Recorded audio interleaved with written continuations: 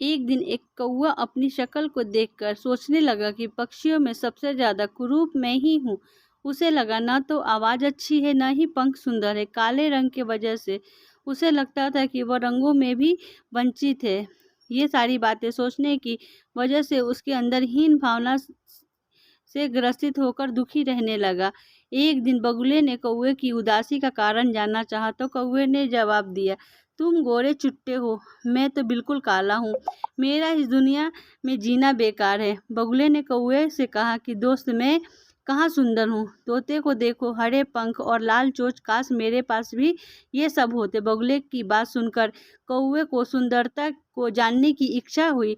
वो तोते के पास पहुंचकर बोला कि तुम इतने सुंदर हो, खुश तो तुम बहुत होंगे।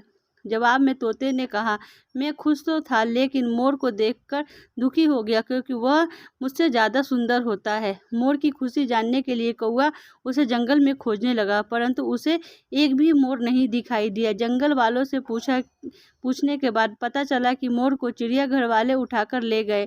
कौवा मोर की तलाश में चिड़ियाघर पहुंच गया।